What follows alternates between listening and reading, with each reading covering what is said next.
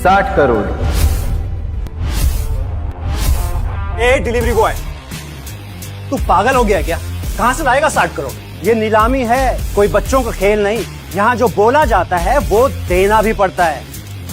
अगले ही पल अभिनव ने एक चेकबुक निकाली और उस पर 60 करोड़ का अमाउंट डालकर साइन करने लगा। लगता है इस डिलीवरी बॉय ने जेल जाने की पूरी ठान रखी है। देखो कैसे धड़ल्ले से चेक साइन कर रहा है। मैनेजर साहब, आप इसका बैंक अकाउंट जरूर चेक करवा लेना। उसे ये चेक भरते हुए वहाँ पर मौजूद हर इंसान देख रहा था और सभी भौचक्के हो गए थे। एक बार को तो बैंक के मैनेजर को भी भरोसा नहीं हो रहा था कि आखिर 3 करोड़ की चीज को ये अभिनव जैसा डिलीवरी बॉय 60 करोड़ में क्यों खरीद रहा है, और क्या सच में इसके अकाउंट पे 60 करोड़ है भी या नहीं। 1 मिनट। मैनेजर ने तुरंत अपनी टीम को कॉल करके चेक की जांच पड़ताल करने के लिए बोला, लेकिन अभिनव के बैंक अकाउंट का टोटल बैलेंस सुनते ही उनके होश उड़ गए। 800 crore? What's the group name? PR Group। ये नीलामी यहीं खत्म की जाती है और 60 करोड़ में ये बेशकीमती कालीन मिस्टर अभिनव को दी जाती है। जैसे ही मैनेजर ने माइक से अनाउंस किया तो वहाँ बैठे हुए सभी लोगों की आंखें फटी की फटी रह गई।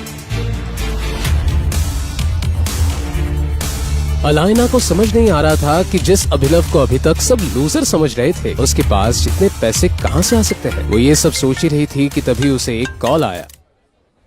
वो इम्पोर्टेड कालीन आपको मिल गई। ये अभिनव करके कोई डिलीवरी बॉय है जिसने 60 करोड़ की बोली लगाई है। मतलब आजकल ये डिलीवरी वालों के पास भी इतने पैसे आ गए कि 5 करोड़ की चीज को 60 करोड़ में खरीद रहा है। आई सो है, ये बस यहाँ से बाहर निकले ना, फिर बताती हूँ उसे। छोड़ूंगी नहीं मैं इसे। अलाइना जी, ये सब सोचने से पहले आप एक बार अभिनव की मूवी देखिए।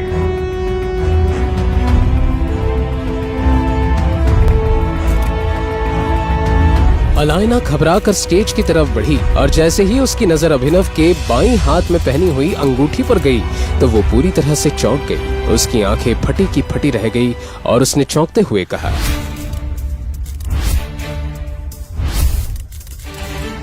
टाइगर। क्या है टाइगर नाम की सच्चाई? कैसे एक डिलीवरी बॉय के अकाउंट में आए 800 करोड़? अगर वो इतना पावरफुल है तो क्यों रह रहा था दुनिया के सामने डिलीवरी बॉय बनकर? इन सब सवालों ने इंस्पेक्टर का दिमाग घुमा दिया था। ये वीडियो उसे एक अनजान लड़की ने दिया था, पर इसके पहले 2 अलग अलग जासूसों ने इंस्पेक्टर को अभिनव के बारे में कुछ बताया था। उसने पहले जासूस की बताई कहानी याद करने की कोशिश की। अभिनव, मेरी बात तो सुनो। देखो, इस रेस्टोरेंट में ना बहुत अमीर लोग आते, और एक बार मेरे कपड़े तो देखो। वैभवी, देखो, यहाँ बहुत अमीर लोग आते और उनमें और हमें जमीन आसमान का फर्क है। वैभवी, तुम उसकी चिंता मत करो, मैंने उसके लिए सेविंग्स कर रखी है ना। आज तुम्हारा बर्थडे है वैभवी। वही तो, तुमने दिन रात ऑर्डर डिलीवर करके पैसे जमा किए। मैं तुम्हें एक दिन में सारे पैसे नहीं उड़ाने दूंगी। वो सब तुम छोड़ दो, तुम बस चलो मेरे साथ। अभी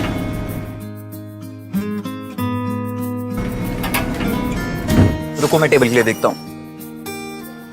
वैभवी अभिनव को रोकने के लिए उसके पीछे पीछे भागी और जल्दी जल्दी में एक अमीर आदमी से टकरा गई और उस अमीर आदमी के महंगे सूट पर वाइन गिर गई। Are you blind? I'm so sorry sir। Manager, वो अंदर किसने आने दिया? I'm so sorry sir। इस सूट की कीमत पता है? 20 लाख रुपए, 20 lakh rupees. I'm so sorry sir। मुझसे बहुत बड़ी गलती होगी, मैं इसी वक्त यहाँ से चली जाऊंगी। तुम्हें क्या लगता है मैं तुम्हें ऐसे ही जाने दूंगा? 20 लाख का सूट है, 20 लाख दो और यहाँ से चली जाओ, वरना क्या?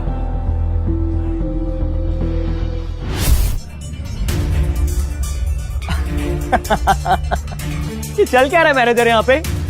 इस रेस्टोरेंट का स्टैंडर्ड ही नहीं रहा कुछ। अभी इसी वक्त मेरी गर्लफ्रेंड से माफी मांगो। एक्सक्यूज मी, मैं इसे माफी मांगू? What a joke। तुझे मालूम है मैं कौन हूँ?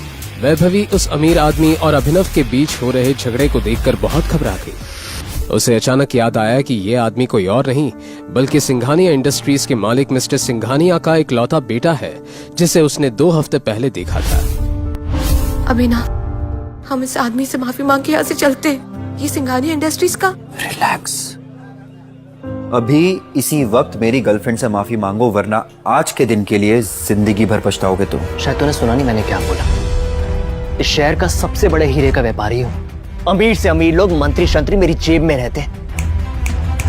चुटकी बजाऊंगा ना, तेरा नामो निशान मिट जाएगा। और अगर मैंने एक चुटकी बजा दी ना तो तुम्हारे बिजनेस का नामो निशान मिट जाएगा। आगे लगे।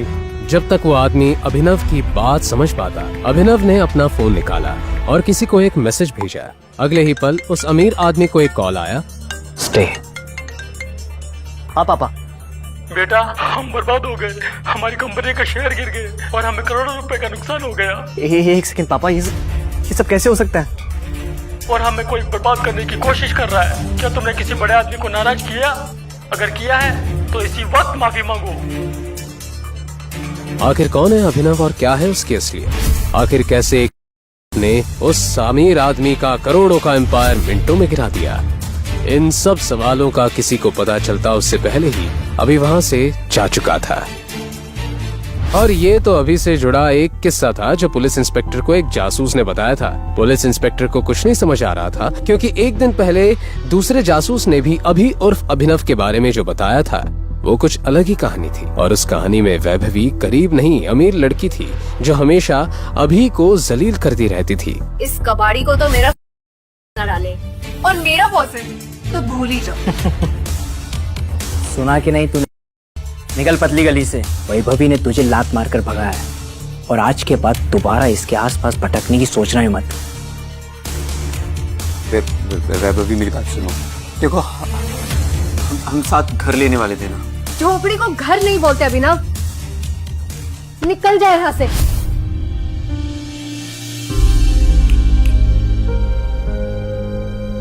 अभिनव की आंखों के सामने उसकी गर्लफ्रेंड वैभवी किसी और की हो गई। उसे यकीन नहीं हो रहा था कि पैसों के लिए वैभवी उसे इस कदर धोखा देगी। उसका सीना दर्द से फटा जा रहा था। अभिनव पूरी रात सड़क पर शराब पीता रहा और अपनी किस्मत को कोसने लगा।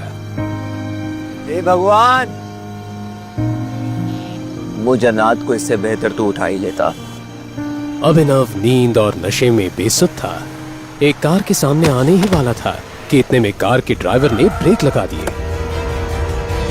उस कार में गुड़गांव का अमीरजादा सनी सिंह बैठा था।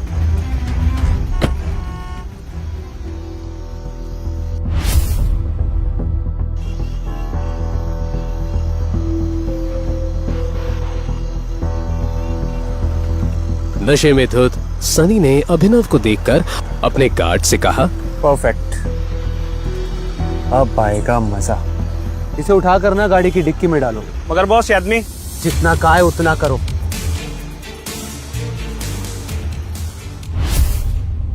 क्या था सनी का प्लान? अगली सुबह जब अभिनव की आंख खुली तो वो एक खूबसूरत लड़की को अपने बगल में देखकर हैरान रह गया था। लेकिन उससे पहले कि वो कुछ समझ पाता, बंदूक ताने खड़े दो आदमियों को देखकर वो चौंक गया। कौन लोग हो तुम? और मैं यहाँ कैसे? सनी की बहन अनन्या को अपनी आंखों पर यकीन नहीं हुआ। उसने किसी और के साथ रात गुजारी है।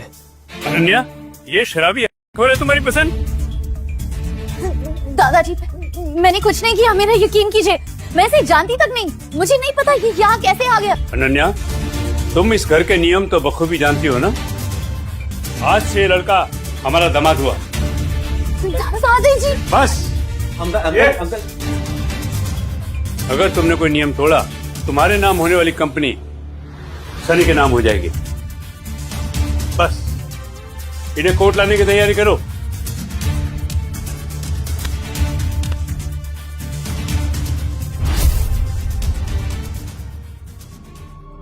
हाथों हाथ जबरदस्ती अभिनव और अनन्या को कोर्ट रजिस्ट्रार के सामने पेश करवा शादी करवा दी गई।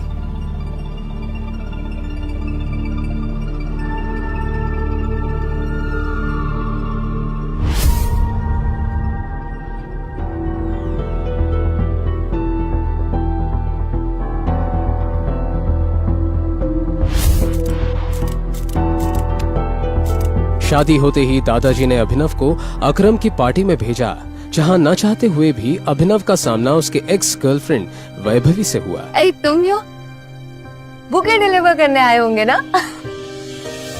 तुम्हें इस लेविश पार्टी में देखकर ना मुझे उल्टी सी आ रही है। वैभवी अपने मुंह से कुछ और आग उगलती उससे पहले अभिनव के पीछे से उसकी बीवी अनन्या की आवाज आई। बेबी,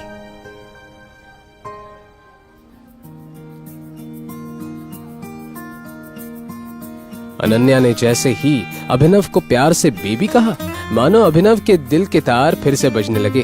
कहाँ रह गए थे? दादाजी बुला रहे तुम्हें, चल। वो अनन्या की ओर आकर्षित होने लगा था। ज्यादा खुश होने की कोई जरूरत नहीं है। मेरी इन्वेस्टर्स इस पार्टी में है और उन्हें पता है कि हमारी शादी हो गई है। सो केक मेरे हाथ से अभिनव। हाय। अभिनव ने हाथ मिलाने के लिए जैसे ही अपना हाथ बढ़ाया, उस इन्वेस्टर की नजर अभिनव की उंगली में पहनी एक रिंग पर गई जिसमें टी लिखा हुआ था। उस इन्वेस्टर के पसीने छूट गए और वो बोला, ये नहीं हो सकता, इट्स इम्पॉसिबल। अनन्या की कंपनी में इन्वेस्ट करने आए 1000 करोड़ की कंपनी के मालिक अभिनव के सामने अपने घुटनों पर बैठ गया और बोला, हमारे 18 सालों की खोज खत्म हुई टाइगर। थैंक यू वापस आने के लिए। क्यों एक मामूली से डिलीवरी बॉय को इन्वेस्टर्स टाइगर बुला उसके सामने घुटने टेक बैठ गए? ऐसी कौन सी दुश्मनी थी जिसकी वजह से सनी ने अपनी ही बहन के चरित्र पर इतना बड़ा दाग लगाया? क्या अभिनव का कोई राज था? क्या होगा जब अनन्या के सामने खुलेंगे सच के भयानक पन्ने? आखिर कौन है टाइगर? शाम को लगातार बजती घंटी की आवाज ने अभिनव को जगा दिया। दरवाजे पे उसकी बीवी अनन्या थी। उसने अभिनव के बिखरे हुए बाल और सिलवटों वाले कपड़े देखकर तुरंत ही उससे पूछा, तुम वापस कब आए? क्या तुम पूरे दिन से घर में सो रहे हो? नहीं, मैं तो दोपहर को आ गया था। वैसे तुम्हें तुम्हारे भाई का कॉल आया है क्या आज? नहीं तो वो मुझे कॉल क्यों करेगा? लगता है सनी सिंह अभी भी मेरी बात को सीरियसली नहीं ले रहा है। अरे नहीं, मैंने तो बस वैसे ही पूछा। अपने भाई का नाम सुनकर अचानक से अनन्या को याद आया कि उसके भाई ने वीआर ग्रुप के साथ सिंह इंडस्ट्रीज के कॉर्पोरेशन का सारा मैटर चिराग के हाथ में दे दिया है। यही सोचकर अनन्या को अंदर ही अंदर बहुत गुस्सा आ रहा था, लेकिन उसे इस बारे में अब और नहीं सोचना था। फिर अचानक अनन्या को याद आया कि कल की रात अभिनव घर नहीं लौटा था। उसे अभिनव पर शक हुआ और उसने पूछा, कल रात तुम कहाँ थे? वो मैं कल अपने पुराने दोस्त के घर पे गया था। बात करते करते लेट हो गया तो वहीं सो गया था। पुराना दोस्त मिस्टर अकरम? होटल से फायर किया हो ना? अनन्या अभिनव को घूरने लगी। उसे यकीन नहीं हो रहा था कि अपने फटीचर पति की दोस्ती शहर के सबसे बड़े बिजनेसमैन और माफिया किंग अकरम से भी है। हाँ, तुमने सही पहचाना।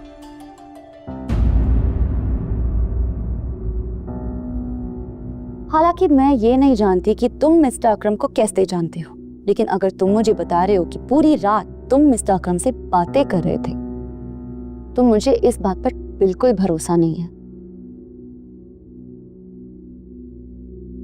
ये बोलने के बाद अनन्या ने टीवी का रिमोट उठाया और टीवी ऑन करते हुए बोली, वैसे मिस्टर अकरम किस टाइप के इंसान है? मतलब? क्या उनके पास इतना टाइम है कि पूरी रात तुम्हारे साथ बातें करें? तुम्हें क्या लगता है तुम मुझे कुछ भी कहोगे और मैं मान लूंगी? एनीवे, मुझे भूख लगी है, मेरे लिए कुछ खाना बना। अभिनव अनन्या के लिए उसका फेवरेट पास्ता बनाने की तैयारी करने लगा, लेकिन तभी दरवाजे पर दस्तक हुई और हरदेव सिंह भी घर लौट आए। अभिनव को देखकर हरदेव सिंह ने हमेशा की तरह अजीब सा रिएक्शन दिया और सीधा अनन्या के सामने चिंतित होकर बैठ गए। दादाजी क्या हुआ? आपका मूड किसने ऑफ कर दिया? अरे और कौन हो सकता है बेटा? वो एक ही तो है जिसने जिंदगी में कुछ नहीं सीखा है सिवाय बड़ों की डिसरिस्पेक्ट करने के। दादाजी आखिर बात क्या है? आप मुझे बताओ, मैं उसकी खटिया खड़ी कर दूंगी। खटिया खड़ी करने जैसी कोई बात नहीं। मैं तुम दोनों को लेकर ही परेशान हूं। तुम दोनों का IVF प्रोसेस कई बार फेल हो चुका है। मुझे तो लगता है अभिनव में कोई जेनेटिक डिसऑर्डर है।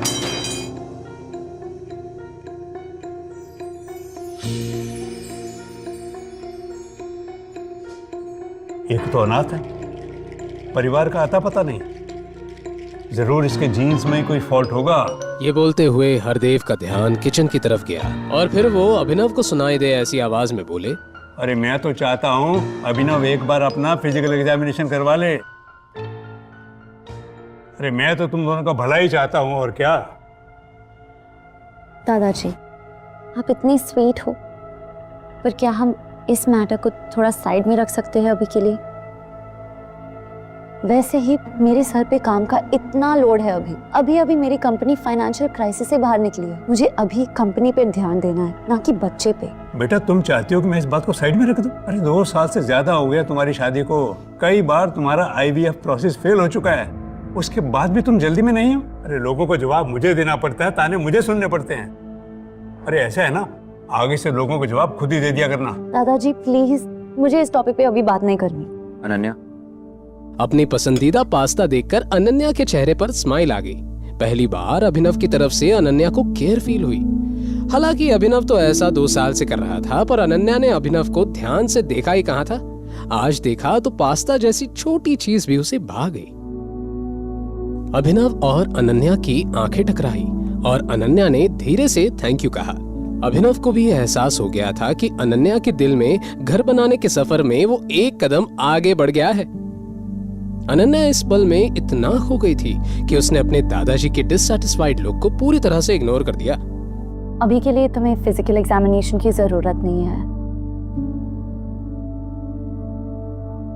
हम इसके बारे में कभी और सोचेंगे। मैं भी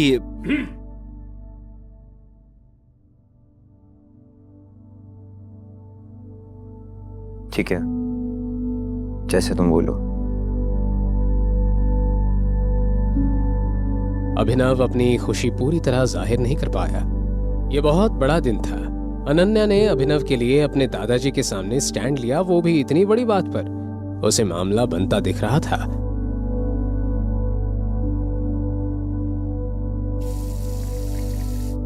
ना चाहते हुए भी अनन्या अभिनव की ओर आकर्षित होने लगी थी।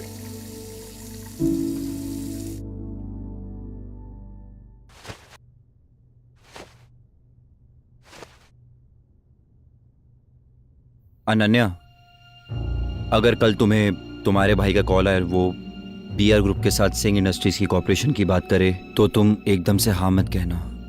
मतलब थोड़ा सा टाइम लेना, उससे भी तो तुम्हारी इंपॉर्टेंस पता चलनी चाहिए ना। तुम पागल हो गए हो? सनी भैया ने सब कुछ चिराग को दे दिया। BR ग्रुप के साथ सारा कॉर्पोरेशन अब वही हैंडल करेंगे, उन्हें मेरी क्यों जरूरत पड़ेगी? और तुम ना, तुम्हें कुछ पता ही नहीं चलता, बस फालतू की बातें करते रहते हो। अनन्या, बस तुम याद रखना, अगर कॉल आए तो एकदम से हाँ मत कहना। Good night. सो जाओ। अपनी बात कहने के बाद अभिनव सो गया। जैसे तैसे अनन्या ने अपने आप को संभाला और लाइट बंद करने के बाद वो भी सो गई। अगले दिन जब अनन्या अपने काम से घर से निकल गई तो उसके पीछे पीछे अभिनव भी होटल सफायर की तरफ निकल पड़ा। अभिनव ने अपनी असली पहचान सबसे छुपा कर रखी थी। सिंह परिवार के लिए वो सिर्फ एक मामूली डिलीवरी बॉय और नाकारा घर जमाई था, पर असल में वो अंडरवर्ल्ड की सबसे शक्तिशाली कंपनी द माफिया किंग का नया बॉस बन चुका था। अंडरवर्ल्ड की दुनिया में लोग उसे टाइगर के नाम से जानते थे।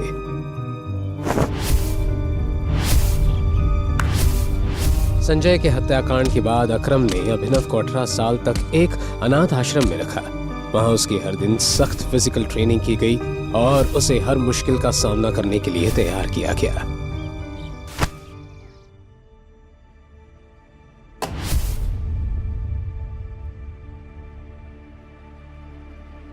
इस कंपनी की बुनियाद उसके पिता संजय ने रखी थी, लेकिन संजय के देहांत के बाद कंपनी की जिम्मेवारी उनके वफादार साथी अकरम के कंधों पर आ गई। जब अकरम को लगा कि अभिनव काबिल हो चुका है, तब उसने उसे माफिया किंग के गद्दी पर बैठाया, लेकिन अपनी असली पहचान सबसे छुपाने की एक शर्त भी रखी।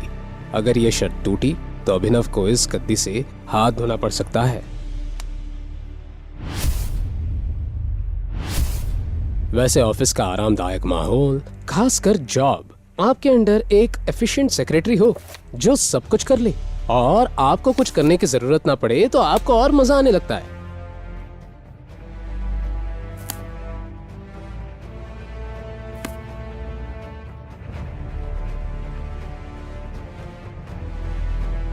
अभी अभिनव ये सोच ही रहा था कि तभी उसके केबिन के दरवाजे पर दस्तक हुई और उसकी सेक्रेटरी नंदिता अंदर आई। आज वो और अच्छी लग रही थी। लेकिन इस बार नंदिता ने अभिनव को उसे ज्यादा समय तक देखने का मौका नहीं दिया और तुरंत ही बोली, टाइगर, सिंह फैमिली ने बीआर ग्रुप पार्टनरशिप की बात करने के लिए किसी को भेजा है। उनका नाम चिराग है। उसको जाने के लिए कह दो। ओके? ये सनी अपने आप को समझता क्या है? जब मैंने बोल दिया कोलैबोरेशन सिर्फ अनन्या हैंडल करेगी, तो ये नए नए लोगों को क्यों भेज रहा है? शायद इसे मेरे तरीके से समझाना पड़ेगा। चिराग भी बीआर ग्रुप के आलीशान ऑफिस के फर्स्ट फ्लोर पर इंतजार कर रहा था, लेकिन जब नंदिता ने उसे वहां से जाने के लिए कह दिया तो ये चिराग के लिए बहुत ही ज्यादा इंसल्टिंग था। फेलियर की न्यूज के साथ जब चिराग लौटा और जो भी हुआ उसे जब सनी के सामने बयां किया तो उसका चेहरा गुस्से से झन्ना उठा। सनी पूरी तरह से हेल्पलेस था और अब उसके पास अनन्या को कॉल करने के अलावा और कोई ऑप्शन नहीं बचा था। दूसरी ओर अनन्या अपने दादाजी के साथ शॉपिंग कर रही थी। तभी उसका फोन बजा तो उसने देखा कि सनी की तरफ से कॉल आ रहा था। अनन्या ने कॉल उठाते ही लाउड स्पीकर पर लगाया। हाँ जी भैया। अनन्या, तुम्हारे भाई को तुमसे एक हेल्प चाहिए थी। क्या तुम हेल्प करोगी? हेल्प? भैया मैं कुछ समझी नहीं। वो बात ऐसी है कि हमारे और बीआर ग्रुप के बीच में जो कोऑपरेशन हुआ था, उसको लेकर मैंने ये तय किया है कि आज के बाद हमारी सारी डील्स तुम हैंडल करोगी।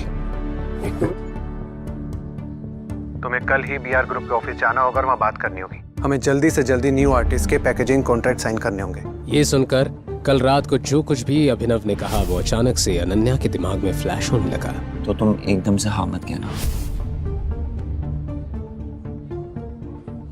सॉरी भैया, आपने ये मैटर चिराग को संभालने के लिए दिया था ना, तो मुझे लगता है कि हाफ वे डन ही हो गया है, तो उसे ही संभाल दीजिए।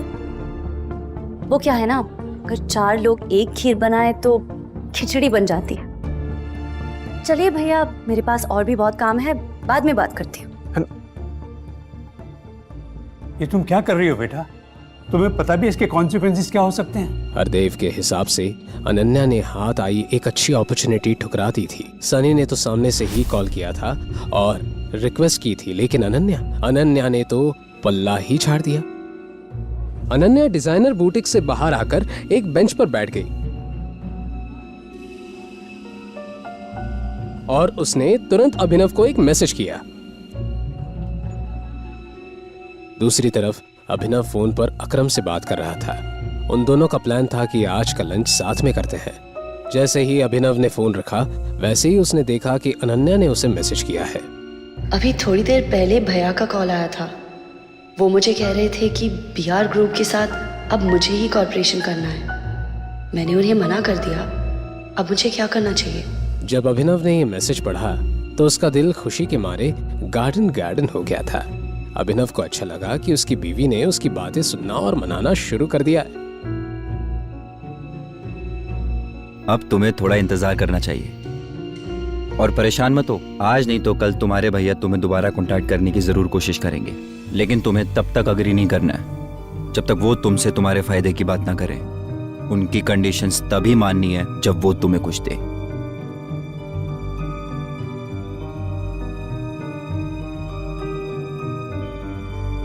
आज बहुत दिनों बाद अभिनव की मुलाकात अकरम से हो रही थी।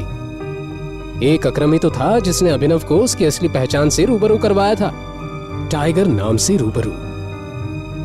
Tiger, welcome welcome welcome. आओ, इधर बैठो। अकरम ने अभिनव को सम्मान देते हुए मेन चेयर पर बैठाया और कहने लगा कि उसने उसे एक खास मकसद के लिए बुलाया है। उसके बाद अकरम ने जैसे ही एक ताली बजाई, वैसे ही काले कपड़ों में एक आदमी उस कमरे में आया। उसके हाथ में एक छोटा सा बॉक्स था। अकरम ने उस आदमी के हाथ से उस बॉक्स को लिया और अभिनव को देखने लगा। इसे मैंने खास तुम्हारे लिए प्रिपेयर किया था। पिछले 18 सालों से ये अमानत मेरे साथ थी, लेकिन अब वक्त आ गया है कि ये उसके हाथों में जाए जिसकी अमानत है। अकरम अंकल,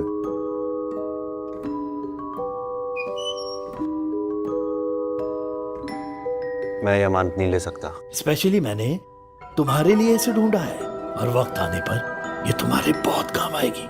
जैसे ही अकरम के मुंह से ये शब्द बाहर आए, वैसे ही उसका फोन बजने लगा। हेलो। फोन उठाने के बाद अकरम के एक्सप्रेशंस कुछ ज्यादा ही सीरियस हो गए थे। ठीक है, देखता हूं मैं। टाइगर, आई एम सॉरी, लेकिन मुझे लग रहा है तुम्हें लंच अकेले ही करना पड़ेगा। मुझे एक बहुत जरूरी काम आ गया है और उसे सेटल करने जाना है। लेकिन तुम मेरा ये गिफ्ट एक्सेप्ट करो। हाँ, इसे तुम मेरी तरफ से अपने बर्थडे का एडवांस गिफ्ट समझो। मैं समझ गया। अब जाइए, अपना काम कीजिए और इसे मैं एक्सेप्ट करता हूँ। Thank you in advance. ठीक है टाइगर, हम जल्दी साथ में लंच करेंगे। ओके। यही बोलते हुए अकरम उस कमरे से निकल गया। अभिनव की नजर उस छोटे से बॉक्स पर अटकी हुई थी। हल्की मुस्कान के साथ उसने उस बॉक्स को उठाया और अपनी जेब में डाल दिया। लंच में हर वैरायटी का खाना था, लेकिन अकरम का ऐसे जल्दबाजी में वहां से चले जाना अभिनव के लिए चिंता का विषय बन गया था। पता नहीं अकरम अंकल को अचानक से क्या काम आ गया। उम्मीद करता हूँ कि छोटा सा मैटर हो और आसानी से वो उसे सॉल्व कर ले। अपना लंच खत्म करने के बाद अभिनव अपनी एक इलेक्ट्रिक स्कूटर पर सीधा घर की तरफ निकल पड़ा। घर पहुंचने के बाद जैसे ही उसने उस बॉक्स को खोला, वैसे ही उसमें से एक अलग तरह की खुशबू आने लगी। उस खुशबू को सूंघकर अभिनव का दिमाग हिल गया था। उसकी स्मेल उसे काफी लुभावनी लग रही थी। उस बॉक्स में एक कैप्सूल थी। उसे देखकर अभिनव के मन में कई तरह के सवाल नाचने लगे थे। क्या है ये? क्या ये सच में कोई दवाई है? क्या सच में इसे खाने के बाद शरीर में ताकत आ जाएगी?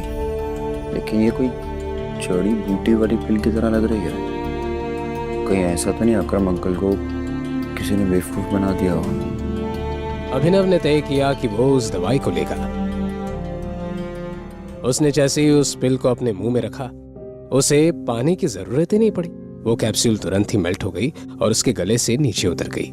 वो एकाएक चौंक गया। हालांकि अकरम उसे किसी भी तरह नुकसान नहीं पहुंचाना चाहता था, लेकिन फिर भी अभिनव को लग रहा था कि उस पिल में कुछ तो गड़बड़ है।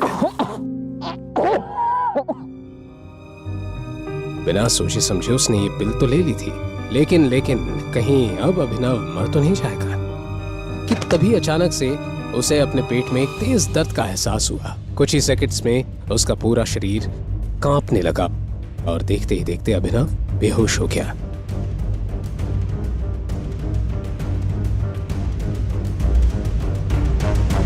जब उसकी आंख खुली तो लगभग रात हो गई थी। अभिनव ने आंख खोली थी कि तभी अचानक से उसे तेज बदबू आने लगी। इस समय उसके कपड़े पूरी तरह गीले हो गए थे और उनमें से भी बदबू आ रही थी।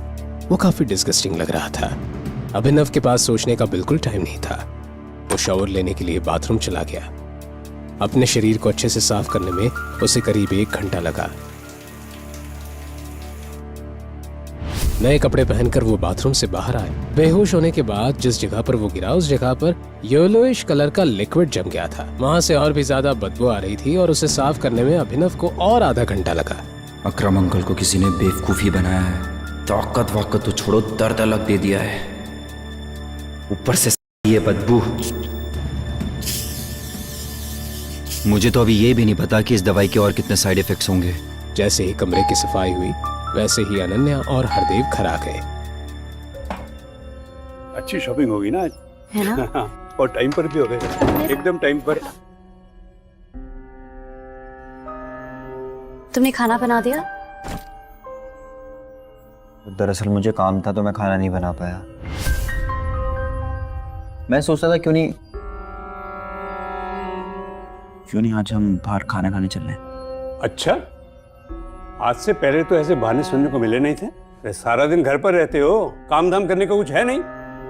लगता नहीं आजकल साहबजादे कुछ ज्यादा बिजी रहने लगे हैं। अनन्या को भी अभिनव की बात कुछ हजम नहीं हुई, लेकिन अभी कुछ दिनों से अभिनव का बदला रूप देखकर अनन्या अभिनव से चिढ़ नहीं सकती थी। इसलिए अनन्या ने कहा, एक्चुअली दादाजी, मैं भी सोच रही थी कुछ दिनों से क्यों ना हम खाना खाने बाहर चले।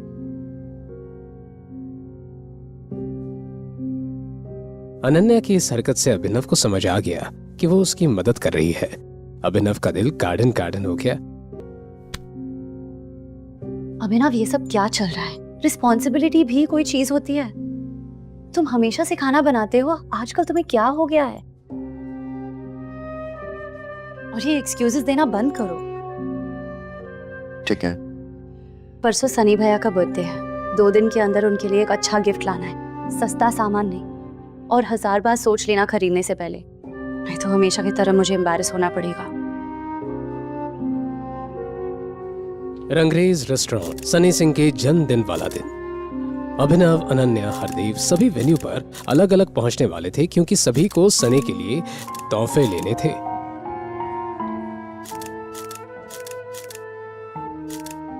समय देख रही हो? अभिनव अभी तक नहीं आया था और अनन्या उसी का इंतजार कर रही थी। अभिनव ने अनन्या से प्रॉमिस किया था कि इस बार वो भी गिफ्ट देगा, वो सबसे हटके होगा, लेकिन उसके बाद भी अनन्या के दिल में एक खलबली मची हुई थी। जब अनन्या ने देखा कि अभिनव अपने हाथ में ऑर्डिनरी लकड़ी का बॉक्स हाथ में लेकर वहां पहुंच गया है तो उसके चेहरे पर 12 बज गए। क्या यार अभिनव, कम से कम बॉक्स तो गिफ्ट रैप करवाती। अरे मुझे वैसे भी रैप नहीं कराना था और मेरे पास टाइम भी नहीं था ये रैप कराने का।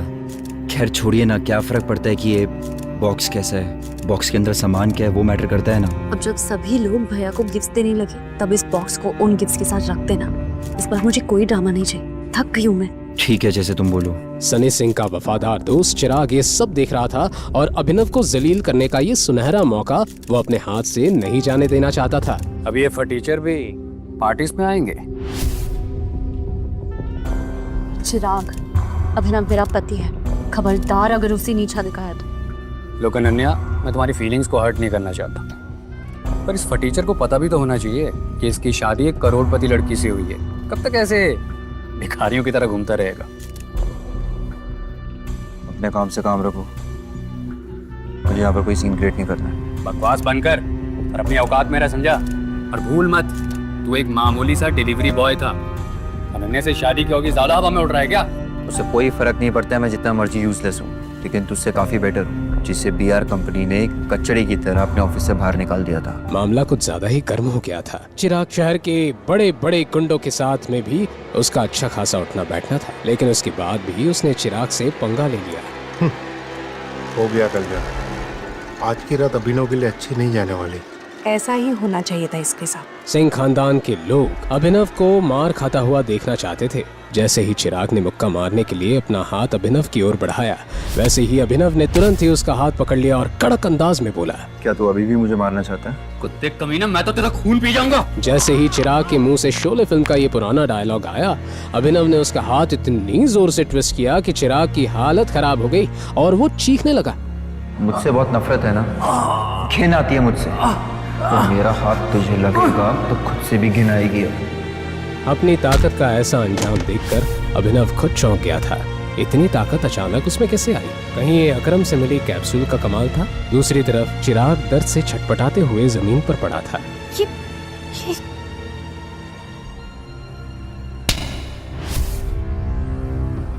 तुम अपने आप को समझते क्या हो? आज सनी का जन्मदिन है, खुशियां मनाने का दिन। अभिनव भी हरदेव को गुस्से से घूरे जा रहा था। अगर आज मैंने तुझे जान से नहीं मार दिया ना, तो मेरा नाम चिराग ओबरॉय नहीं। ये बोलते हुए चिराग ने अपना फोन बाहर निकाला था और एक नंबर डायल किया। अभिनव ने हरदेव की हर बदतमीजी सही थी, लेकिन आज पानी सर के ऊपर आ चुका था।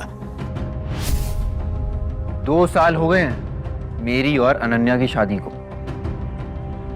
आपको मेरा कभी भी कोई कंट्रीब्यूशन दिखाई नहीं दिया।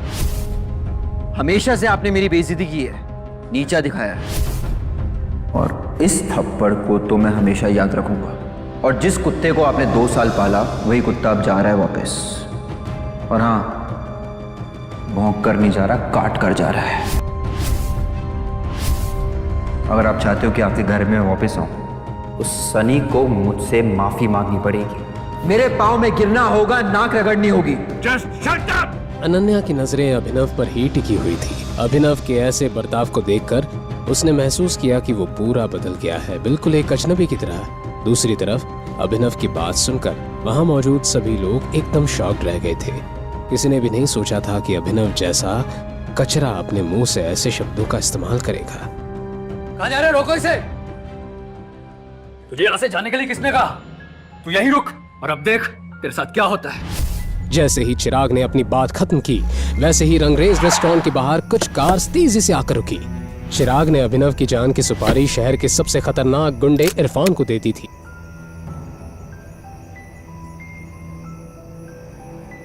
अपने आदमियों के साथ इरफान गुस्से से जैसे ही अंदर आया, चिराग ने उससे कहा, इरफान भाई फाइनली आप आ गए। बोल चिराग, क्या मसला है? कौन सी गंदगी को साफ करना है? वो कचरा इरफान भाई।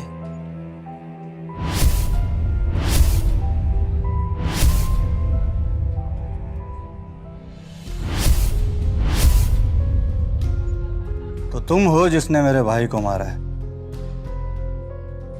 जिस कुत्ते को भौंकने की आदत हो उसे सबक नहीं सिखाना चाहिए क्या? बेटा, तुम अभी जवान हो, तुम्हारे खून में बहुत गर्मी है, समझ सकता हूँ। पर क्या तुम्हें यह बात पता है कि मुझसे आज तक इस तरह किसी ने बात नहीं की? मुझे कोई फर्क नहीं पड़ता लोग आपसे किस तरह बात करते हैं। अगर आपने मुझसे इस तरह से बात करी तो बहुत रिग्रेट होगा आपको। लड़के, कसम से तेरे में बहुत एरोगेंस है। अब तेरे जैसे छोटे इंसान के सामने मैं एरोगेंट भी नहीं हो सकता क्या? अभिनव के चेहरे पर ना तो कोई डर था और ना ही कोई शिकन। ऐसा लग रहा था जैसे उसके शरीर में कोई भूत आ गया था।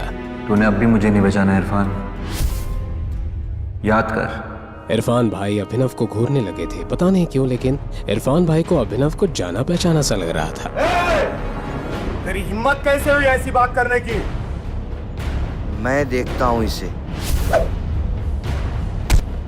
इरफान भाई की बेइज्जती होते देख उनके शागिर्द भी अभिनव पर एक साथ टूट पड़े। इस हाथापाई में अभिनव की उंगली से एक रिंग नीचे गिर गई और लुढ़क कर इरफान भाई के कदमों में आकर रुकी। उस रिंग को जब इरफान भाई ने उठाया तब उन्हें लगा जैसे उन्होंने अंगारों पर पांव रख दिया।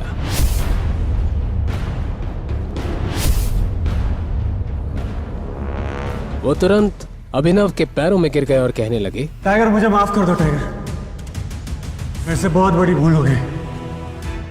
क्या अब अभिनव का राज सबके सामने आने वाला है? क्या अब उसे अपनी असली पहचान सबको बतानी पड़ेगी? क्या अभिनव इरफान को माफ कर देगा? क्या होगा जब चिराग को अभिनव की असलियत पता चलेगी? आखिर बीआर ग्रुप से अभिनव का क्या ताल्लुक है? क्या अकरम ने दी हुई पिल का कोई साइड इफेक्ट होगा? अनन्या द्वारा किए गए सवाल का जवाब अभिनव देता। उससे पहले ही उसकी आंख खुली और उसने खुद को अपने घर में पाया। ये सिर्फ एक सपना था, लेकिन अभिनव को इस बात पर भरोसा नहीं हो रहा था। अभिनव अपने घर पर इसलिए सो रहा था क्योंकि अनन्या को बिल्कुल पसंद नहीं था कि वह सुबह उठकर अभिनव का चेहरा देखे।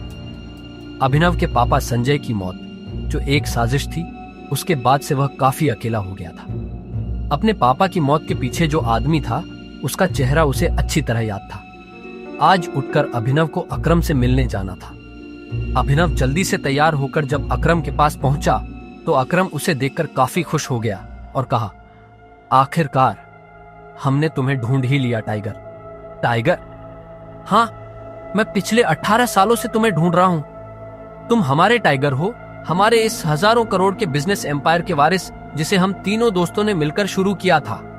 मैं, तुम्हारे पापा संजय और राणा अग्निहोत्री। इतना कहते ही अकरम ने दीवार पर टंगी एक तस्वीर की तरफ इशारा कर दिया जिसमें संजय, अकरम और राणा तीनों मौजूद। राणा को देख अभिनव को झटका लगा। उसकी आंखों के सामने वो दिन फिर से हरा हो गया जो वो हर सुबह देखकर उठता था। उस रात अभिनव के पिता को जिस आदमी ने गोली चलाई थी वो राणा था। दोस्त होने के बावजूद राणा ने अभिनव के पिता के साथ गद्दारी की थी। अभिनव की आंखें चिंगारी सी लाल हो गईं। ये देख अकरम ने पूछा, क्या हुआ? तुम इतने गुस्से में क्यों हो? नहीं, मैं ठीक हूं। आपको मुझसे कुछ बात करनी थी ना? हाँ, मैं तुम्हें हमारी कंपनी द माफिया किंग के बारे में कुछ बताने वाला था। हम तीनों ने मिलकर द माफिया किंग को खड़ा किया था, जिसके नाम से पॉलिटिशियन, सेलिब्रिटी और इस देश का बड़े से बड़ा आदमी कांपता था। पर तुम्हारे पापा के जाने के बाद सब बिखर गया। इस बीच हमारे कुछ दुश्मन भी पैदा हो गए। उनमें से एक दुश्मन है दिग्पाल छिंगावत। वो सालों से तुम्हें ढूंढ रहा है। वो तुम्हें मारकर हमारा नामो निशान मिटा देना चाहता है। फिलहाल द माफिया किंग का सारा काम राणा का बेटा मोंटी संभाल रहा है, लेकिन अब से कंपनी के कुछ फैसले तुम्हारे हाथों में होंगे। अपने पिता के काम को अब तुम्हें ही आगे बढ़ाना है टाइगर। ये सुनते ही अभिनव हैरान हो गया। कल तक उसकी जेब में 100 रुपये भी नहीं थे और आज अचानक वो हजारों करोड़ की कंपनी का मालिक हो गया था। इसके बाद अभिनव अपनी नौकरी पर गया और वहां उसके बॉस ने उसे खूब सुनाया, क्योंकि कल अभिनव काम पर नहीं आ पाया था, जिसके कारण उसके बॉस को बहुत नुकसान हुआ। बात यहां तक पहुंच चुकी थी कि उसके बॉस ने उसे नौकरी से निकाल दिया। इसके बाद अभिनव ने अपने बॉस से कहा, ठीक है, मैं जा रहा हूं, इस महीने जो मैंने काम किया उसकी सैलरी दे दीजिए। कल जो तेरी वजह से हमारा नुकसान हुआ, अगर मैं उसकी भरपाई तेरी सैलरी से भी करूं तो भी नहीं होगी। शुक्रमना मैं वो नहीं मांग रहा हूं, अब निकल यहां से। ये आप क्या बोल रहे हो? मैंने पूरे महीने काम किया है, एक दिन नहीं आया तो आपका 25,000 का नुकसान हो गया। मैं तब तक यहां से नहीं जाऊंगा जब तक मुझे मेरी सैलरी नहीं मिल जाती। हाँ, अच्छा रुक, अभी देता हूं तुझे तेरी सैलरी, उसके बॉस ने कहा और टेबल पर रखी घंटी बजा दी। अगले ही पल कमरे का दरवाजा खुला और 4 बाउंसर अंदर घुस आए। उठाकर पटक आओ, बाहर इसको। बॉस के मुंह से यह सुनते ही वो चारों ने अभिनव पर धावा बोल दिया, लेकिन इससे पहले उनमें से कोई अभिनव पर हमला कर पाता, अभिनव ने उन्हें पटकनी दे दी। देखते ही देखते बॉस के सारे आदमी ढेर हो गए थे। बॉस यह देख हैरान रह गया था। अभिनव अब सीधा बॉस के पास आया और बोला, चुपचाप मेरी सैलरी दे दो। बॉस ने घबराहट में अपने ड्रॉर में से चेक निकाला और उस पर अमाउंट भरकर कांपते हाथों से अभिनव को थमा दिया। अभिनव ने चेक देखा और ऑफिस से बाहर निकल गया। इधर अभिनव जब ऑफिस से बाहर पहुंचा तो उसे एक अनजान नंबर से कॉल आया। अभिनव ने कॉल उठाया और बोला, हेलो हेलो टाइगर, अकरम बोल रहा हूं। हाँ कहिए। टाइगर, मुझे तुम्हें किसी से मिलवाना है, वो हमारे माफिया वर्ल्ड का एक बहुत बड़ा नाम है और साथ ही तुम्हारे पापा और मेरा जिगरी यार बलराज। मैं चाहता हूं बलराज को पता चल जाए कि टाइगर लौट आया है, इसलिए शाम को डिनर के लिए होटल सफायर पहुंच जाना। मैं तुम्हें एड्रेस भेज रहा हूं। अकरम के मुंह से बलराज का नाम सुनते ही हैरान हो गया। उसने बलराज का नाम पहले भी सुना था। इस शहर में बलराज का नाम बच्चा बच्चा जानता था और हर आदमी उसके नाम से कांपता था। ऐसे में अभिनव को भी उससे मिलने में घबराहट हो रही थी। जिस बलराज से वो घबरा रहा था, असल में वो उसी का बॉस होने वाला था। आपको सच में लगता है कि मुझे बलराज जी से मिलना चाहिए? अभिनव ने अकरम से पूछा। वो अभी तक बलराज के नाम से कांप रहा था। अकरम भी उसकी घबराहट समझ गया था। ऐसे में उसने हंसते हुए कहा, बलराज जी नहीं, सिर्फ बलराज। तुम टाइगर हो यार, और जंगल के सारे जानवर टाइगर के नाम के आगे जी लगाते हैं, लेकिन टाइगर किसी के नाम के आगे जी नहीं लगाता। चलो मिलते हैं शाम को। इतना कहकर अकरम ने फोन रखा और अगले ही पल अभिनव को एड्रेस भेज दिया। शाम को अभिनव होटल सफायर जाने के लिए तैयार होने लगा था। उसने ग्रे कलर की शर्ट और ब्लैक कलर की पैंट्स पहनी थी। अभिनव के पास पहनने के लिए इससे अच्छा और कुछ नहीं था। उसने अपने घर से एक कैब ली और सीधा होटल सफायर पहुंच गया। जैसे उसने होटल को बाहर से देखा तो वो देखता ही रह गया। उसने आज तक इतने बड़े होटल को इतने पास से नहीं देखा था। अकरम ने अभिनव को अपने साथ अंदर आने का इशारा किया। अभिनव अकरम के पीछे चला जा रहा था। उसे महसूस हो रहा था कि बलराज भी अपने भारी भरकम पैरों के साथ अभिनव के पीछे आ रहा था। कुछ देर के बाद वो होटल के एक आलीशान से कमरे के बाहर आ चुके थे।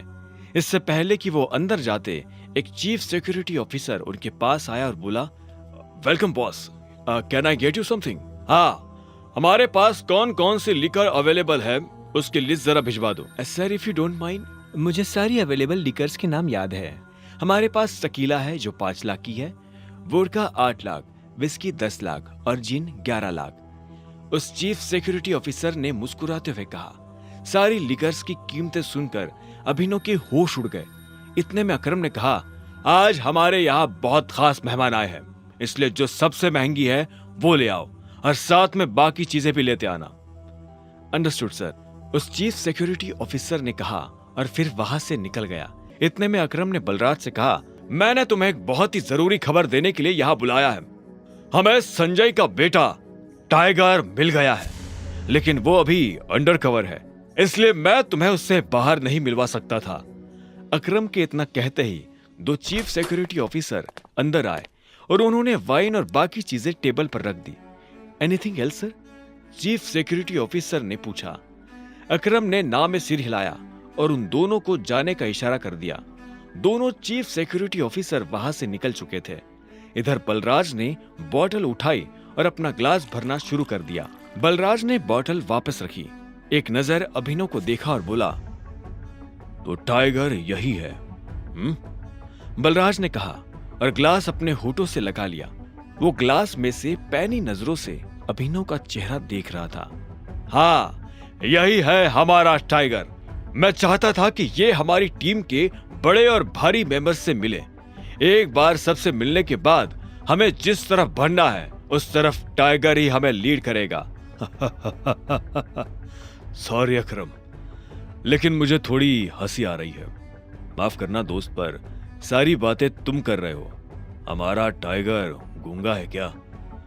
तुम्हें टाइगर के बारे में इस तरह से बात नहीं करनी चाहिए, अकरम ने कहा। यह सुनते ही अभिनव को हंसी आ गई। उसने हंसते हुए एक पल के लिए बलराज को देखा और बोला, मुझे तुम्हारी बोल्डनेस अच्छी लगी। तुम बॉस होगे, लेकिन भूलो मत कि तुम किसके सामने बैठे हो। मैं टाइगर हूं और मैं गूंगा नहीं हूं। मैं यहां अपनी गद्दी लेने आया हूं। सिर्फ अकरम की शाबाशी से काम नहीं चलेगा प्यारे। मैंने यह एक्सेप्ट नहीं किया कि तुम टाइगर हो। तुमने कहा कि तुम साबित कर सकते हो, तो मैं तुम्हें चैलेंज देता हूं। यह सुनते ही अकरम के कान खड़े हो गए। वो जानता था बलराज क्या करने वाला है। उसने बीच में आते हुए कहा, क्या कर रहे हो बलराज?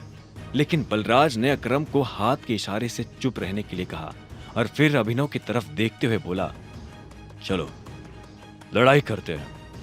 अगर तुम हारे तो भूल जाना कि तुम टाइगर हो। हमसे कुछ पैसे लेना और गुड़गांव से जितना दूर हो सके उतना दूर सेटल हो जाना। अरे नहीं बलराज, ये सही नहीं है, अकरम ने घबराहट में कहा। बलराज जवाब के इंतजार में अभिनव को देख रहा था। अकरम ने अभिनव को देख ना में सिर हिला दिया। अभिनव ने अकरम से नजर हटाई, बलराज को देखा, अपना ग्लास उठाया, एक सांस में सारी शराब गटकी और जोर से ग्लास टेबल पर पटक कर बोला, कब करनी है लड़ाई? यह सुनते ही बलराज के चेहरे पर मुस्कान आ गई। अकरम के होश उड़ गए थे। क्या? नहीं टाइगर, होल्ड होल्ड, तुम्हें कुछ भी साबित करने की जरूरत नहीं है, अकरम ने अभिनव से कहा। वो अभिनव को किसी तरह की परेशानी में नहीं डालना चाहता था। अकरम, मैं जो कर रहा हूं अपनी मर्जी से कर रहा हूं। बलराज जो आज मेरे मुंह पर बोल रहा है, मैं नहीं चाहता कि कल को कोई भी एरा गेरा मेरे पीठ पीछे बोले, अभिनव ने कहा और बलराज की आंखों में देखने लगा। जब अकरम ने अभिनव की आंखों में संजय जैसे तेवर देखे तो उसने गहरी सांस ली और सब ऊपर वाले के भरोसे छोड़ दिया। लगभग 1 घंटे के बाद बलराज अभिनव और अकरम के साथ अपनी प्राइवेट अरीना में आ गया था। ये वही अरीना थी जहां पर बलराज अक्सर लड़ाई किया करता था। तो अकरम मियां, किस पर दाव लगाओगे, मैं या ये? बेवकूफी भरा सवाल है बलराज। टाइगर के होते हुए किसी और पर दाव लगाया जा सकता है क्या? अकरम ने जवाब दिया। बुरी तरह पछताओगे, मुंह छिपाने की भी जगह नहीं मिलेगी, बलराज ने हंसते हुए कहा और रिंग में दाखिल हो गया। दोनों के बीच लड़ाई शुरू हुई और बलराज चिंघाड़ते हुए अभिनव की तरफ दौड़ा। उसने जैसे ही अभिनव पर पहला मुक्का मारा तो अभिनव एक बार को सन्न रह गया। बलराज किसी हाथी जैसा लग रहा था। उसका मुक्का अभिनव की नाक तोड़ता उससे पहले अभिनव को होश आया और उसने अपना सिर नीचे झुका लिया। बलराज का मुक्का खाली गया और वो पलटकर अभिनव को देखने लगा। उसके चेहरे पर हंसी थी। बलराज फिर से भागते हुए अभिनव की तरफ आया। उसने फिर से हवा में मुक्का ताना। अभिनव ने फिर से अपना सिर झुकाया और बलराज की पीठ पर घुमाकर एक लात मार दी। बलराज धक्का खाकर रिंग पर गिर गया। इधर अभिनव दूसरे कोने में खड़ा हो गया था। बलराज को इस बार गुस्सा आया। वो फिर से तेजी से अभिनव की तरफ बढ़ा और अभिनव ने झुककर उसके पैर पर लात मार दी। बलराज अपने आप को संभाल नहीं पाया और फिर से नीचे गिर गया। ये देख अकरम को मजा आ गया।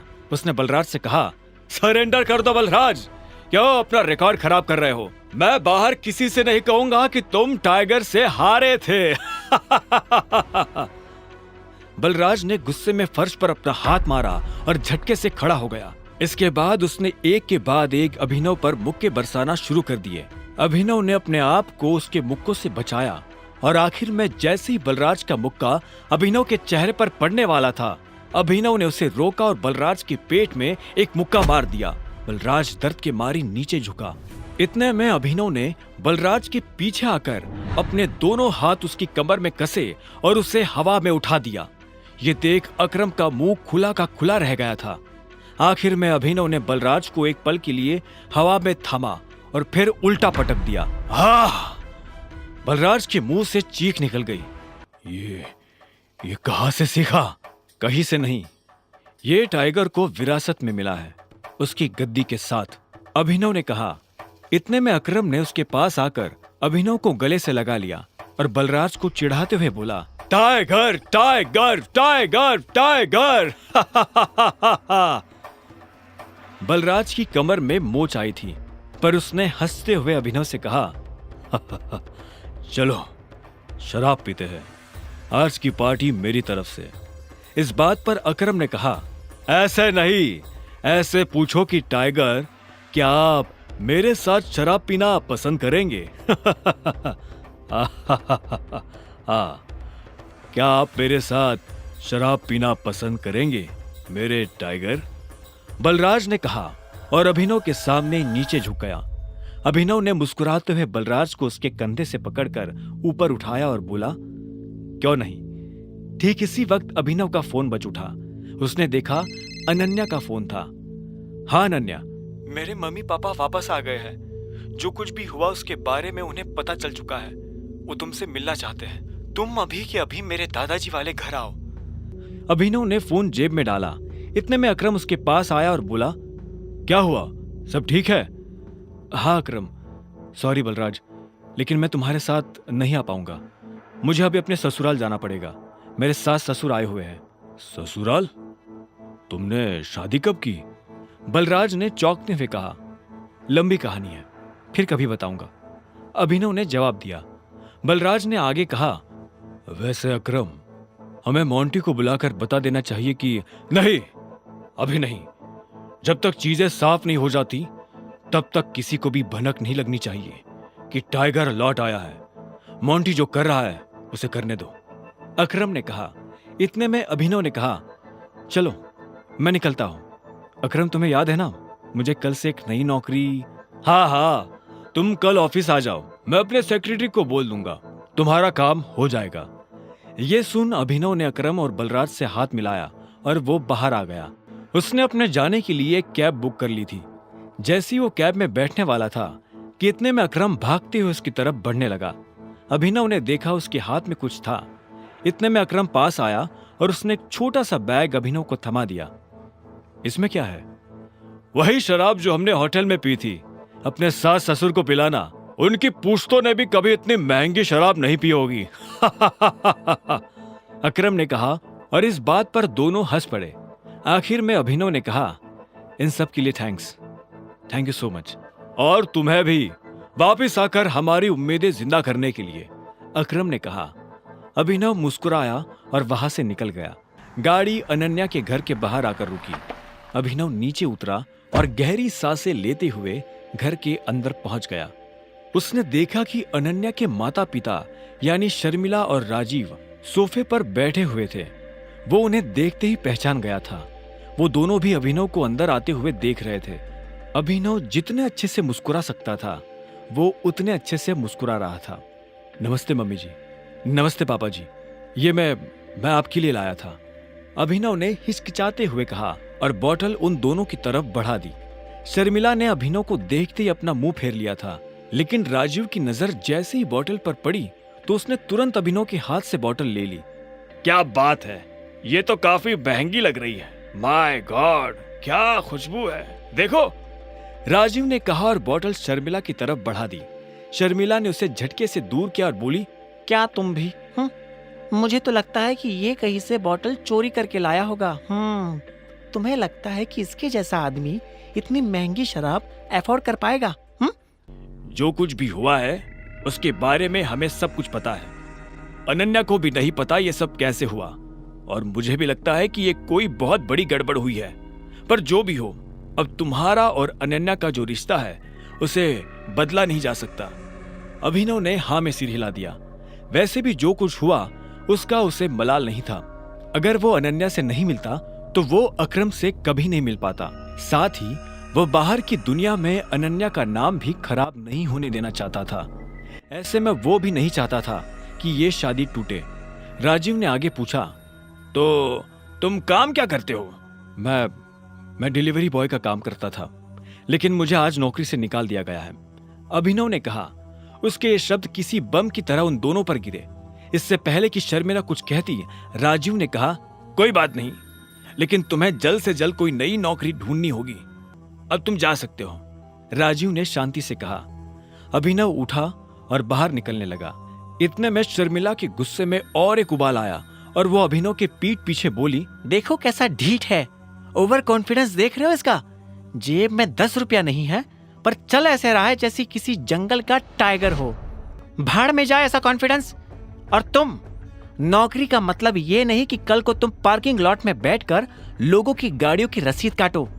मेरा मतलब है एक नौकरी जैसी नौकरी। अगर कल तक तुम्हें वो नौकरी मिल जाती है तो तुमने जो कहा है मैं उसके बारे में सोच सकती हूँ। शर्मिला से ये सुनते ही अभिनव के चेहरे पर एक बड़ी सी मुस्कान आ गई।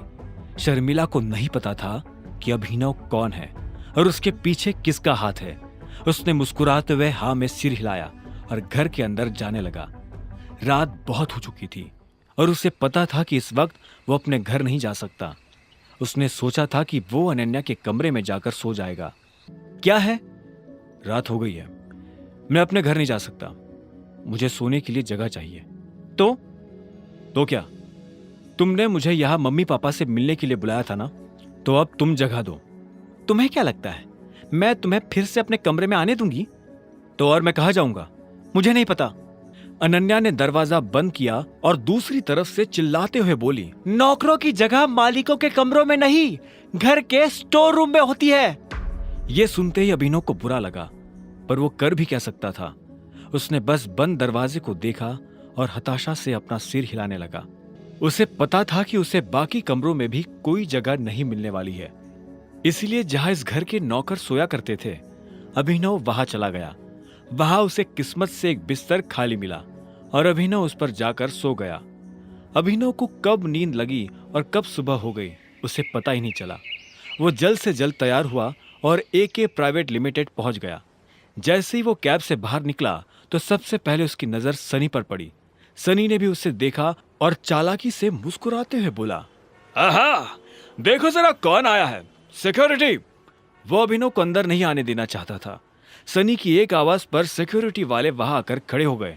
वो अकरम को फोन मिलाने वाला था, पर इससे पहले कि वो अकरम को फोन मिला पाता, इतने में एक सुंदर सी लड़की काली स्कर्ट और सफेद शर्ट में उसकी तरफ चली आ रही थी। उसने आते ही सिक्योरिटी वालों से कहा, तुम लोग जा सकते हो, ये मेरे साथ है। इतना कहकर उसने अभिनव की तरफ देखा। ये देख सनी के होश उड़ गए। उस दिन पार्टी में और अब यहाँ भी अभिनव ने सनी को गलत साबित कर दिया था। इससे पहले कि वो कुछ कह पाता, अकरम की सेक्रेटरी जेनी ने उसे शांत रहने का इशारा कर दिया था। अभिनव को सनी के चेहरे पर छाया मातम देखकर काफी खुशी हो रही थी। वो मुस्कुराया और जेनी के साथ निकल गया। आपको अकरम ने बताया कि मैं यहाँ क्यों आया हूँ? ये सुनते ही जेनी के कान खड़े हो गए। अभिनव जैसा आदमी जो यहाँ नौकरी के लिए आया था, वो अकरम को अकरम कहकर बुला रहा था। जेनी ने इस सवाल का कोई जवाब नहीं दिया। उसने अपने ऑफिस का दरवाजा खोला और अंदर चली गई। अभिनव भी उसके पीछे पीछे अंदर आया और बोला, तुमने मेरे सवाल का जवाब नहीं दिया। सॉरी, जेनी ने कहा। जेनी ने जिस तरह से सॉरी कहा, अभिनव को समझ आ गया था कि वो उसे पसंद नहीं करती थी। जेनी ने इतने में अपनी टेबल पर रखा एक पेपर उठाया और अभिनव की तरफ बढ़ा दिया। अभिनव ने पेपर लिया और उसे पढ़ने लगा। उस पेपर पर उन नौकरियों के नाम लिखे थे जो अभिनव कर सकता था। उसने लिस्ट पर अपना ध्यान लगाया और देखा कि उसमें कुछ नौकरियों के ऊपर स्टार बना हुआ था। उसने जेनी को देखा और बोला, ये यहाँ स्टार क्यों बना? ये स्टार इसलिए बना है क्योंकि इन पोजीशंस पर हमारे पास ऑलरेडी कोई ना कोई काम कर रहा है और हम इन पर नई भर्ती नहीं ले रहे हैं। तुम चाय लेना पसंद करोगे या कॉफी? मैं मैनेजर बनना पसंद करूंगा। अभिनव ने भी उसके सवाल का जवाब ना देते हुए कहा। ऐसे में जेनी बोली, लेकिन मैनेजर की पोजीशन पर पहले से स्टार बना हुआ है। आप पता है मुझे, तो जिस पोजीशन पर पहले से कोई बैठा हुआ है उस पर तुम कैसे बैठ सकते हो? तुम क्या उस एम्प्लॉय को कंपनी से बाहर करवाना चाहते हो? मैंने तो ऐसा नहीं कहा, मैं बस इतना जानता हूं कि लिस्ट मुझे तुम्हें नहीं दी थी। हाँ, लेकिन तुम्हारा नाम? जेनी। जेनी ने गुस्से में कहा। अभिनव के सवालों से उसे चिढ़ हो रही थी। अभिनव को उसके नाम से कोई मतलब नहीं था। उसने आखिर में कहा, देखो जेनी, इसमें मेरी कोई गलती नहीं है। तुमने मुझे लिस्ट लाकर दी, मैंने उसमें से अपनी पसंद की पोस्ट चुन ली। अब आगे क्या करना है वो तुम देखो।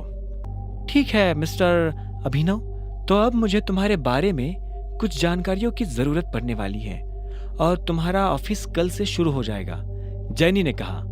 अभिनव ने हाँ में सिर हिलाया और वहां से निकल गया। सनी को अभी भी समझ नहीं आ रहा था कि आखिर अभिनव वहां क्या लेने आया था। उधर अभिनव को लगा कि अब कल से नौकरी पर जाने के लिए उसे नए कपड़ों की जरूरत पड़ने वाली है। कपड़ों के साथ साथ उसे अपना फोन भी बदलने की जरूरत थी। अकरम का दिया हुआ चेक उसकी जेब में ही रखा हुआ था। अभिनव अपने चेक से पैसे निकालने के लिए बैंक चला आया। तभी उसकी नजर प्रणव से मिली। प्रणव उन लोगों में से था जो अभिनव की गरीबी का मजाक उड़ाया करता था। जैसे उसने अभिनव को बैंक के अंदर आते हुए देखा तो बोला, अरे वाह, देखो तो कौन आया है। प्रणव खुद एक बैंकर था। वो अरबपति तो नहीं था, लेकिन उसके पास अच्छी खासी दौलत थी। वो दिखने में भी स्मार्ट था। वो अभिनव को इसलिए जानता था क्योंकि अभिनव अक्सर इस बैंक में डिलीवरी के काम से आया करता था। हालांकि वो दिखने में अभिनव के आगे कुछ नहीं लगता था, लेकिन उसमें और अभिनव में एक ही फर्क था, गरीबी का। हेलो, मुझे थोड़े पैसे निकालने हैं, अभिनव ने कहा और प्रणव को चेक दिखाने लगा। प्रणव ने बिना चेक देखे कहा, चेक से? तुम्हें पता है ना, चेक से सिर्फ बड़ी रकम ही निकाली जा सकती है। मेरा अमाउंट बड़ा है, यहाँ काउंटर पर नहीं निकल पाएगा, इसलिए मैं मैनेजर से मिलना चाहता हूँ। ये सुनते ही प्रणव जोर जोर से हंसने लगा और बोला, तुम्हें उसकी जरूरत नहीं पड़ेगी, मुझे अपना चेक दिखाओ। अभिनव ने गुस्से में प्रणव को अपना चेक दिखा दिया। प्रणव ने बिना देखे अभिनव और बाकी लोगों की आंखों के सामने चेक फाड़ दिया। अभिनव प्रणव पर चिल्ला उठा, तुम्हारा दिमाग खराब है क्या? सिक्योरिटी को बुलाओ और इस आदमी को अभी के अभी बाहर निकलवाओ यहाँ से। फर्जी चेक लाकर बैंक वालों को बेवकूफ बनाता है। अभी पुलिस बुलाकर तुझे अंदर करवाता हूँ। इधर अभिनव ने अपने फाड़े गए चेक के टुकड़ों को मुट्ठी में भरा और गुस्से में अपनी मुट्ठी भींच ली। इतने में सिक्योरिटी वाले आए और उन्होंने अभिनव को चारों तरफ से घेर लिया। छोड़ो मुझे, छोड़ो, अभिनव ने कहा और गार्ड्स के हाथ से खुद को छुड़ाने की कोशिश करने लगा, लेकिन वो लोग उसे छोड़ नहीं रहे थे। क्या हो रहा है यहाँ? यह आवाज और किसी की नहीं बल्कि बलराज की थी। उसने अभिनव को दूर से ही पहचान लिया था। बलराज को देखते ही अभिनव की जान में जान आ गई थी। अब कोई उसका कुछ नहीं बिगाड़ सकता था। प्रणव ने बलराज की तरफ देखा और बोला, सॉरी सर, मुझे पता नहीं था कि आप इस तरह यहाँ आ जाएंगे। मैं तो बस इस आदमी को फर्जीवाड़ा करने से रोकने की कोशिश कर रहा था। यह सुन बलराज ने अभिनव को ऊपर से नीचे तक देखा और फिर गार्ड्स की तरफ देखते हुए बोला, छोड़ दो उसे, बलराज ने कहा और मैनेजर के कैबिन की तरफ बढ़ने लगा। उसने पलटकर अभिनव को भी अपने साथ आने का इशारा किया। अगर इसने कुछ गलत किया है तो इस बारे में मैनेजर को पता होना चाहिए। अगर तुम अपने लेवल पर एक्शन लोगे तो हो सकता है कि मैनेजर बुरा मान जाए। जी सर, प्रणव ने हाँ में सिर हिलाते हुए कहा। बलराज ने अभिनव को घूरा और उसे अपने साथ अंदर आने का इशारा करने लगा। दोनों एक साथ मैनेजर के बड़े से कैबिन में दाखिल हो गए थे। मैनेजर अपनी कुर्सी पर बैठकर कंप्यूटर पर काम कर रहा था। बलराज ने उसका ध्यान अपनी तरफ खींचने के लिए दरवाजे को जोर से बंद किया। अचानक से मैनेजर की नजर दरवाजे पर पड़ी। जब उसने देखा कि सामने बलराज खड़ा है तो मैनेजर खुद अपनी कुर्सी से खड़ा हो गया। बलराज सर, आप यहाँ कैसे? मुझे बुलवा लिया होता। बलराज ने उसे खींचते हुए देखा और बोला, वैसे तो मैं यहाँ कुछ काम से आया था, लेकिन बाहर जो मैंने तमाशा देखा तो मुझे लगा कि पहले उसके बारे में तुमसे बात कर लेनी चाहिए। तुम्हें पता है ये साहब कौन है? मैनेजर ने अभिनव की तरफ देखा। उसकी नजर उसके चेहरे से फिसलते हुए उसके हाथों और आखिर में उसकी अंगूठी पर चली गई। जैसे ही उसने अंगूठी पर बने उस निशान को देखा तो मैनेजर का मुंह खुला का खुला रह गया। उसके मुंह से निकला, बाप रे बाप, ये टाइगर है। ये कौन है? अभिनव ने बलराज से पूछा। ये उस टीम का आखिरी हिस्सा है जिस टीम के तुम कैप्टन हो टाइगर। इससे पहले कि अभिनव कुछ कह पाता, मैनेजर उसके पैरों में आकर गिरा और बोला, टाइगर, आपको यहाँ कितनी देर हुई और मैं आपके लिए क्या कर सकता हूँ? फिलहाल तो आप मेरे पैरों में से उठ जाइए। आपको और इनको छोड़कर किसी को नहीं पता कि मैं टाइगर हूँ, अभिनव ने कहा। यह सुनते ही मैनेजर अपनी जगह पर खड़ा हो गया और बोला, आपको देखकर बहुत अच्छा लगा। अब आप आ गए हैं तो हमें जरूर इस मुसीबत से बाहर निकाल ही लेंगे। वो सब तो ये कर ही लेंगे, लेकिन उससे पहले आपको अपने नौकरों को सबक सिखाना पड़ेगा, क्योंकि अगर मैं सबक सिखाने पर आ गया तो आपको पता ही है क्या होगा। बलराज ने कहा और अभिनव के साथ जो हुआ उसने मैनेजर को सब बता दिया। ये सुनते ही मैनेजर का खून खौल उठा। उधर जब अभिनव और बलराज मैनेजर के कैबिन में खड़े थे, तब इधर एक हट्टा कट्टा सा आदमी स्विमिंग पूल में काला चश्मा लगाकर खड़ा था। उसकी आंखों पर चश्मा, गले में सोने की मोटी चैन और बगल में विस्की का ग्लास था। वो आदमी लड़की के गालों को सहला रहा था। तभी उसे किसी के पैरों की आवाज सुनाई दी। उसने देखा उसका सेक्रेटरी भागते हुए उसके पास आ रहा था। सेक्रेटरी उस आदमी के पास आया और बोला, सर, अभी खबर मिली है कि टाइगर लौट आया है। यह सुनते उस आदमी का हाथ रुक गया। उसने लड़की के गाल पर से हाथ हटाया और हाँ में सिर हिलाते हुए सिगार पीने लगा। आप कहते हैं तो? सेक्रेटरी आगे कुछ कहता उससे पहले उस आदमी ने कहा, अभी नहीं, अभी तो आया है, थोड़ा उछल कूद करने दो, पर हाँ, इस बार उसे पिंजरे में डालने की गलती नहीं करनी है। सेक्रेटरी ने हाँ में सिर हिलाया और वहां से निकल गया। Who is tiger? बगल में खड़ी उस लड़की ने पूछा। तुमने इन साहब का चेक किससे पूछकर फाड़ा? अभिनव के लिए साहब शब्द प्रणव से सुना नहीं गया। उसने कहा, सर, ये डिलीवरी वाला है, फर्जी चेक लेकर बैंक में आया था। इसे क्या लगा यहाँ हम लॉटरी खोलने बैठे हैं? मैंने इसके चेक की इंफॉर्मेशन कंप्यूटर में चेक की थी, कोई रिलेवेंट डाटा था ही नहीं। सच बोल रहा है? मैनेजर ने पूछा। यह सुन प्रणव को धक्का लगा। अभिनव मन ही मन मुस्कुरा रहा था। प्रणव ने हिचकिचाते हुए कहा, आपसे झूठ क्यों कहने लगा? तुझे पता है ये डिलीवरी बॉय किसका चेक लेकर आया है? अकरम सर का। क्या? हाँ, तूने इसके साथ जो किया वो ठीक है, लेकिन अकरम सर को अगर पता चला कि तूने उनके चेक का ये हाल किया है तो वो तेरे साथ क्या करेंगे जानता है ना? मैनेजर ने कहा। अकरम का नाम सुनते ही प्रणव की हालत खराब हो गई थी। इतने में मैनेजर ने कहा, एक काम कर, वो रही टेप और ये रहा चेक, इसका एक एक टुकड़ा जोड़। क्या सर, तुझे नौकरी से निकाल रहा हूं? नहीं सर, मैंने क्या किया? शाबाश, ये तुझे सुनाई दे गया, और इससे पहले जो कहा वो है? आखिरकार प्रणव ने चेक को बड़ी मेहनत से जोड़ा और मैनेजर को दे दिया। मैनेजर ने उसे देखा और प्रणव को बाहर जाने का इशारा कर दिया। जैसे ही प्रणव बाहर गया तो मैनेजर ने अंदर से कमरे का दरवाजा लॉक किया और अभिनव के पास आते हुए बोला, टाइगर, तुम इतने सालों से कहाँ थे?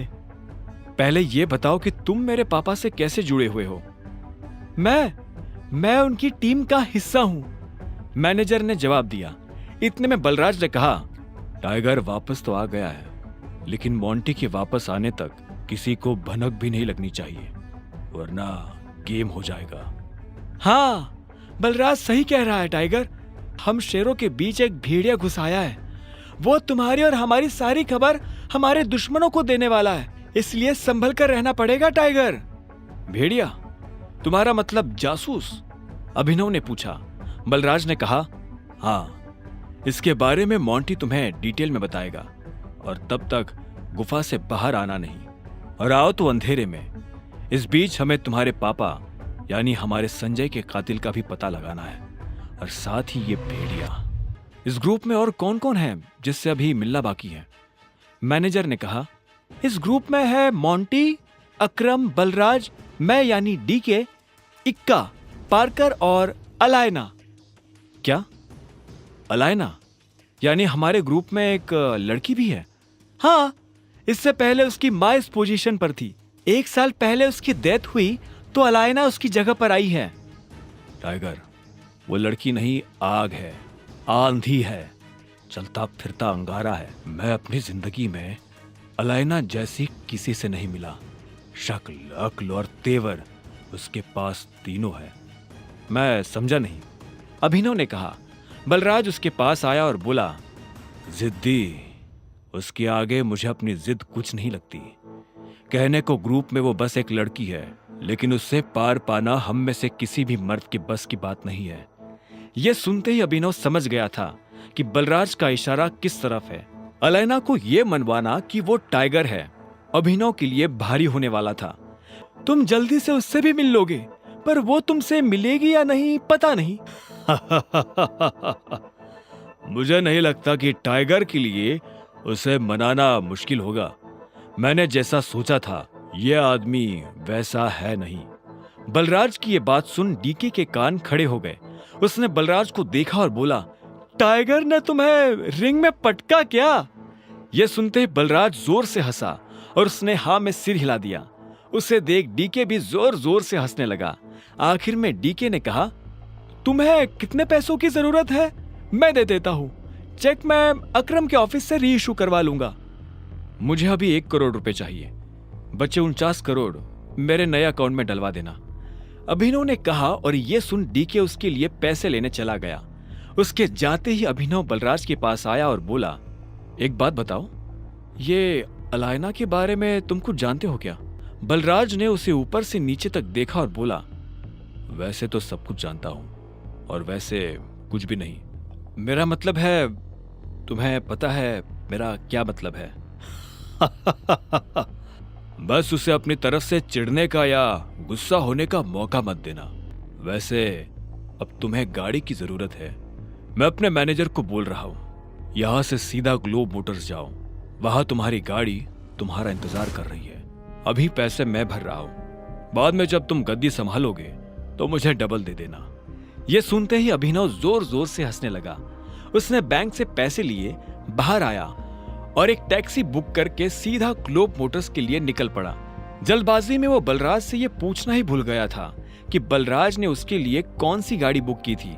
जैसे ही वो अंदर गया तो उसने देखा कि शोरूम का मैनेजर दरवाजे पर खड़ा होकर किसी का इंतजार कर रहा था। उसने अभिनव को देखते ही पूछा, अभिनव गढ़वाल? मैं ही हूं, अभिनव गढ़वाल। यह सुनते ही वहां रिसेप्शन पर खड़ी दोनों लड़कियों के होश उड़ गए, लेकिन मैनेजर को अभिनव को देख कोई झटका नहीं लगा। बलराज ने उसे पहले ही बता दिया था कि अभिनव दिखने में कैसा था। चलिए मेरे साथ, मैनेजर ने कहा और आगे बढ़ने लगा। कुछ देर के बाद अभिनव एक गैरेज में आ गया था। बाहर ढेर सारी गाड़ियां खड़ी हुई थी। मैनेजर उसे उसकी गाड़ी के पास लेकर आया। वो एक बहुत ही महंगी सी गाड़ी थी, लेकिन ऊपर से उसे देखने में ऐसा लग रहा था जैसे वो कबाड़ हो। बलराज ने जानबूझकर उसे पुराना करवाया था ताकि कोई भी अभिनव पर उसकी गाड़ी की वजह से शक न करे। पर जब अभिनव ने गाड़ी के अंदर देखा तो उसे बहुत अच्छा महसूस हुआ। मैनेजर ने कहा, मैं गाड़ी के पेपर्स रेडी करवाता हूं, आप तब तक गाड़ी देख लीजिए। मैनेजर वहां से निकला और अभिनव ड्राइविंग सीट पर बैठने के लिए बढ़ने लगा, पर इससे पहले कि वो बैठ पाता उसे पीछे से एक आवाज आई, हेलो। यह आवाज एक लड़की की थी। अभिनव को लगा कि जरूर ये वही रिसेप्शन वाली लड़कियों में से कोई एक होगी, लेकिन जब वो पलटा तो हैरान हो गया। वो लड़की और कोई नहीं बल्कि चाहत थी। अभिनव ने चाहत को अनन्या के साथ अकरम की पार्टी में देखा था। चाहत और अनन्या दोस्त थी। ये सब क्या हो रहा है अभिनव? ये गाड़ी तुम खरीद रहे हो? तुम कौन हो और यहाँ क्या लेने आई हो? अभिनव ने तनी हुई आवाज में पूछा। चाहत को देख वो अपनी पहचान के लिए अलर्ट हो गया था। चाहत उसके सवाल पर मुस्कुराई और मीठी सी आवाज में बोली, मैं चाहत हूँ, तुम्हारी बीवी की दोस्त, और ये सवाल तो मुझे तुमसे करना चाहिए। तुम यहाँ गाड़ी खरीदने कैसे आ सकते हो? अनन्या ने तो मुझे बताया था कि तुम गरीब हो। हाँ, मैं गरीब ही हूँ। ये गाड़ी तो मैं अपने बॉस के लिए लेने आया हूँ। चाहत ने उसे कुछ पल के लिए देखा और बोली, पक्का? झूठ तो नहीं बोल रहे हो? मैं तुमसे झूठ क्यों बोलूंगा? पता नहीं, एक काम करती हूँ मैं अनन्या को भी यहाँ बुला लेती हूँ, दूसरे की ही सही, पर जब वो तुम्हें गाड़ी में देखेगी तो खुश हो जाएगी। नहीं, उसे बुलाने की क्या जरूरत है? क्यों बेकार में उससे परेशान करती हो तुम बताओ ना, मैं तुम्हारे लिए क्या कर सकता हूँ? ये सुनते ही चाहत के चेहरे पर मुस्कान आ गई। उसने कहा, मुझे चाहिए ट्रीट। क्या तुम मुझे ट्रीट पर लेकर नहीं चलोगे? देखो, मैं तुम्हारी बीवी की दोस्त हूँ और मुझे नहीं लगता कि तुम्हें मुझे मना करना चाहिए। इससे पहले कि अभिनव उसकी बात का कोई जवाब दे पाता, चाहत ने गाड़ी का दरवाजा खोला और वो पैसेंजर सीट पर जाकर बैठ गई। ठीक इसी वक्त मैनेजर डॉक्यूमेंट्स लेकर आया और उसने डॉक्यूमेंट्स अभिनव को दे दिए। अभिनव भी ड्राइविंग सीट पर बैठ गया। उसे पता था कि चाहत खुद एक रईस परिवार से आती थी, ऐसे में वो उसे अकरम के एक होटल में ले जाने वाला था। चाहत पूरे रास्ते रह रहकर अभिनव को देख रही थी। अभिनव को समझ नहीं आ रहा था कि वो उससे चाहती क्या है।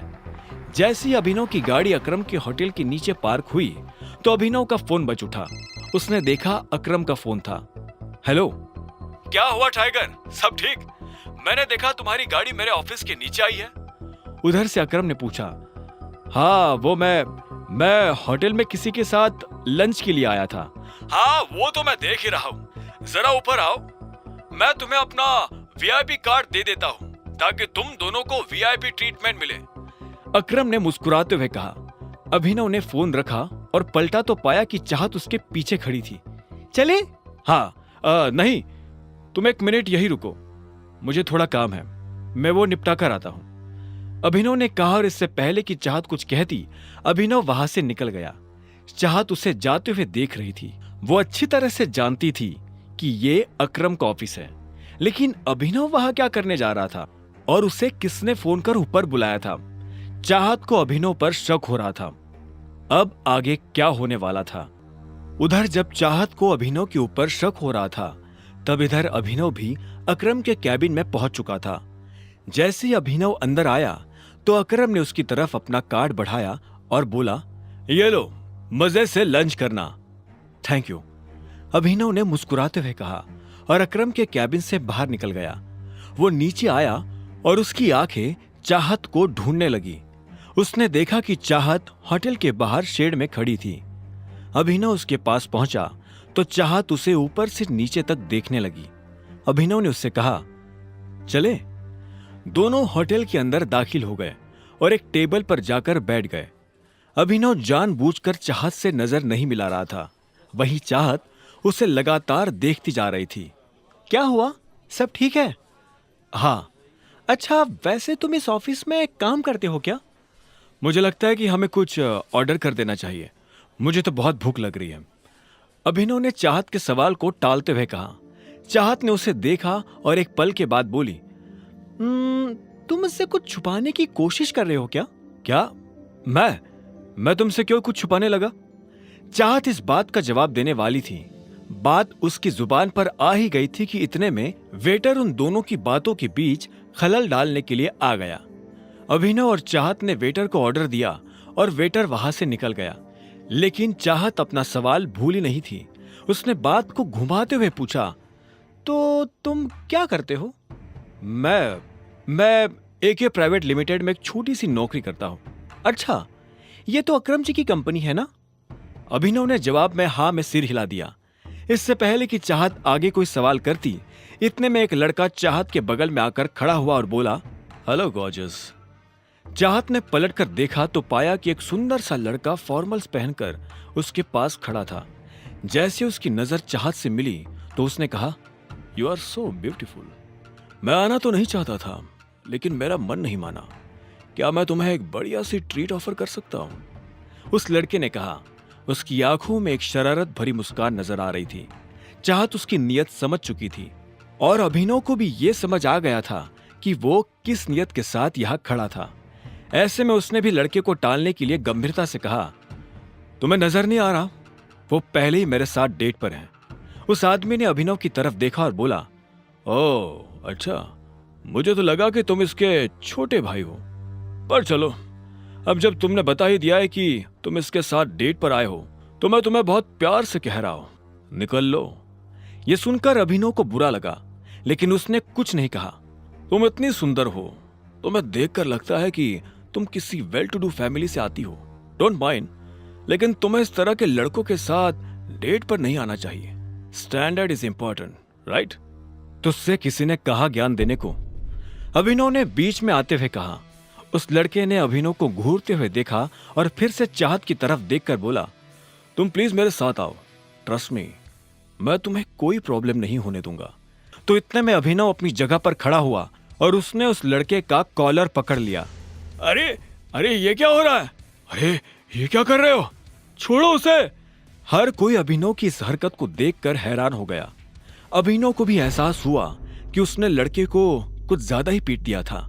ऐसे में उसने हाफते हुए उसे छोड़ दिया। वो लड़का खड़े रहने लायक भी नहीं बचा था। अभिनव को जब होश आया तो उसने उस लड़के को ऊपर से नीचे तक देखा तो उसे बहुत बुरा लगा। वो ऐसा कुछ करना नहीं चाहता था, लेकिन अगर वो ये नहीं करता तो वो लड़का चाहत को परेशान करता रहता। अभिनव पलटा और चाहत को देखने लगा। चाहत दूर खड़ी होकर मुस्कुरा रही थी। उसकी मुस्कान में अभिनव को एक तरह की शांति नजर आ रही थी। अब उसे डर नहीं लग रहा था। तभी अभिनव के कंधे पर पीछे से एक हाथ आया और उसने अभिनव के कंधे को कसकर पकड़ लिया। अभिनव ने पलटकर देखा तो पाया कि वही लड़का उसे मारने के लिए खड़ा था, पर इससे पहले कि वो अभिनव पर हाथ उठाता, अभिनव ने उसे कोहनी से झटका दिया और वो नीचे गिर गया। हर कोई अभिनव के फोटो खींच रहे थे, उसकी वीडियो बना रहे थे। अभिनव को ये देख अच्छा नहीं लग रहा था। उसे ये सब अजीब लग रहा था। वो यहां से निकल जाना चाहता था, पर इससे पहले कि वो निकल पाता, इतने में पीछे से आवाज आई। क्या हो रहा है यहाँ? ये कोई मछली बाजार नहीं है, एक रेप्यूटेड होटल है। ये आवाज और किसी की नहीं बल्कि होटल के मैनेजर की थी। तुम्हारी हिम्मत कैसे हुई हमारे वीआईपी कस्टमर के ऊपर हाथ उठाने की? क्योंकि इस आदमी ने हम लोगों को परेशान किया। मैं इसे मुंह नहीं लगाना चाहता था, फिर भी ये मेरे बारे में भला बुरा कह रहा था और इसने मेरे पिता के बारे में भी उल्टा सीधा कहा था। बस इतनी सी बात पे तुमने इनके साथ इतना कुछ कर दिया। अभी के अभी माफी मांगो इनसे। मैं इससे माफी मांगू? इससे कहो कि ये मुझसे माफी मांगे। चुपचाप माफी मांग। तू जानता नहीं मैं कौन हूं। बिना माफी मांगे मैं तुझे इस होटल से बाहर भी नहीं निकलने दूंगा, उस आदमी ने कहा जिसे अभिनव ने मारा था। मामला बिगड़ता जा रहा था। अब इससे पहले कि बात आगे बढ़ती, चाहत बीच में आई और बोली, एक्चुअली गलती अभिनव की नहीं है, इस आदमी की है। इसने मुझे छेड़ने की कोशिश की। यह मुझसे गलत तरीके से बात कर रहा था। मैं और अभिनव साथ में लंच पर आए थे, पर यह आदमी। चाहत ने सारी बात मैनेजर और आसपास खड़े लोगों को बता दी। मैनेजर ने पलटकर उस लड़के को देखा और बोला, क्या यह सही है? उस लड़के ने कोई जवाब नहीं दिया। ऐसे में मैनेजर फिर से चाहत की तरफ पलटा और बोला, जो भी हो मैडम, पर इससे माफी तो मांगनी ही पड़ेगी। अभिनव समझ गया था कि मैनेजर उससे ऐसे क्यों बात कर रहा था। असल में वो अभिनव को उसके कपड़ों से जज कर रहा था। जब अभिनव को लगा कि उसके पास और कोई रास्ता नहीं है, तो उसने अपनी जेब से अकरम का कार्ड निकाला और मैनेजर की तरफ बढ़ाते हुए बोला, तुम्हें पता है मुझे ये कार्ड किसने दिया है? इस पर लिखा नाम पढ़ लो, उसके बाद तुम्हें समझ में आ जाएगा कि निष्पक्ष फैसला कैसे किया जाता है। हाँ, यह सही कह रहा है। भीड़ में से किसी ने अभिनव की बात का समर्थन करते हुए कहा। मैनेजर ने अभिनव से कार्ड लिया और उसे ध्यान से देखने लगा। जैसे उसने कार्ड पर लिखा नाम पढ़ा तो उसकी आंखें फटी की फटी रह गई। जब अभिनव ने देखा कि मैनेजर के पास कुछ भी कहने को नहीं बचा है, तो उसने उस लड़के की तरफ देखकर कहा, और तू लड़कियों से बात करने से पहले अपनी माँ के पास जा और उनसे सीख के लड़कियों की इज्जत कैसे की जाती है। इतना कहते ही अभिनव ने चाहत को अपने साथ लिया और वहां से निकल गया। दोनों गाड़ी में आकर बैठ गए थे, लेकिन कोई किसी से बात नहीं कर रहा था। इधर चाहत भी बार बार उसे देख रही थी और जब उससे रहा नहीं गया तो उसने पूछा, तुम ठीक हो? हाँ सॉरी, मैंने तुम्हारा मूड और तुम्हारा लंच दोनों खराब कर दिए। तुम चाहो तो हम कहीं और चलकर खा सकते हैं। ठीक है, मुझे कोई दिक्कत नहीं, मैं पूरे दिन फ्री हूँ। अभिनव ने उसकी बात सुनी और गाड़ी दूसरे होटल की तरफ मोड़ दी। कुछ देर के बाद उसने गाड़ी एक होटल के बाहर लगा दी। चाहत नीचे उतरी और उस होटल की तरफ देखने लगी। अभिनव ने ऊपर लगा बोर्ड देखा और उसके बाद चाहत के साथ अंदर दाखिल हो गया। अभिनव जानता था कि यह होटल दिक्पाल का था। तो तुमने डिसाइड कर लिया है कि तुम मुझे अपने बारे में कुछ नहीं बताने वाले? अभिनव के मन में जब ये सारे ख्याल चल रहे थे तभी चाहत ने कहा। दोनों एक टेबल पर आकर बैठ चुके थे और वाइन पी रहे थे। अभिनव ने भोला बनते हुए पूछा, किस बारे में? असल में वो समझ गया था कि चाहत के मन में यह शक की सुई क्यों घूम रही थी। उस दिन पार्टी में जब अकरम अभिनव को अलग से अपने साथ ले गया था तब बाकी लोगों ने तो ये मान लिया था कि वो उसके ड्राइवर का बेटा था, लेकिन ये बात चाहत के गले नहीं उतर रही थी। उसने कहा, कमाल है, तुमसे तो मैं तुम्हारे बारे में ही पूछूंगी ना। मेरे बारे में मेरे पास बताने लायक कुछ नहीं है, अभिनव ने कहा और चाहत से बचने के लिए इधर उधर देखने लगा। तभी उसकी नजर कुछ लोगों पर पड़ी जो आपस में काफी गंभीर बातें कर रहे थे। उनमें से एक आदमी ने कहा, इस टाइम दिक्पाल बॉस का डंका सिर्फ गुड़गांव में ही नहीं पूरे इंडिया में बज रहा है।